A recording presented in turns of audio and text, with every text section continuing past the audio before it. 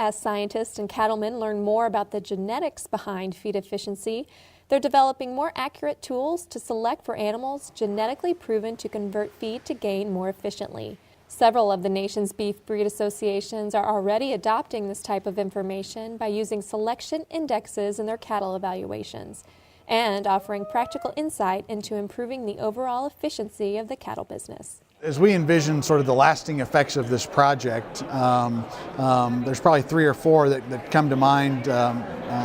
First off would be a set of DNA markers that are reliable and useful in determining or predicting genetic differences in feed intake and feed efficiency.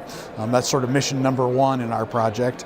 Right behind that, though, I think is some advice and tools for producers and breed associations specifically to adopt that information and incorporate it into selection index.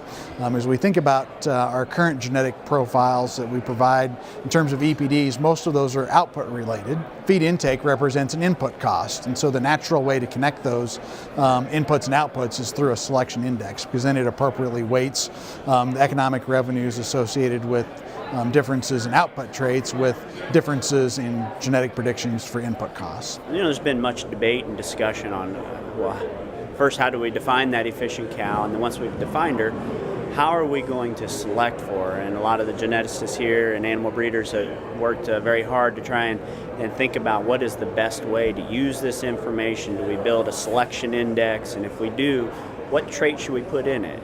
Residual feed intake and residual gain are certainly measures of feed efficiency that have gained popularity here recently, and there's been quite a bit of work in industry, and a lot of the bull test stations are calculating these measures of feed efficiency.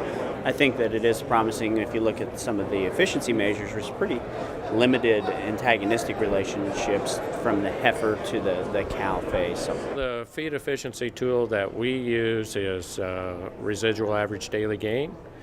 It's the economically important index in our minds for beef production post-weaning. It makes a big difference in the value or cost associated with that gain in the feed yard. And so it takes 2 pieces together, the efficiency piece and the growth piece, and combines them into an index that is easy to understand and can add value to your production. The impact of a core sire group versus from top to bottom can be very large. We've seen value change in steers exceed $80 a head in high feed cost years for a sire group, and that's the average of approximately 20 steers compared to the average to the other from top to bottom. So there's some huge impacts over a 70-day period. So that's what we are seeing in some of the stuff that we've done on our own cattle. It all comes back to dollars and cents. So if people are going to pay me for it, I'm going to put more emphasis on it. And in the seed stock business, we have to try to say, okay, what's the marketplace going to want and pay for 4 years from now? Because by the time I make my mating decisions and have a product to sell, so you've got to look forward to those things. It's sort of a new frontier for us in terms of genetic improvement. The heritability estimates of feed efficiency and feed intake traits are basically the same as weaning weight and yearling weight, so about 1/3 of the variation we observe between individuals is due to genetic differences.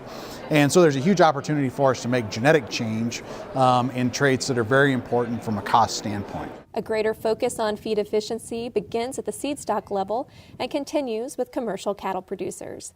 Experts say incorporating selection indexes and future DNA tests for feed efficiency will move the industry forward in this critical area. Visit beefefficiency.org to learn more.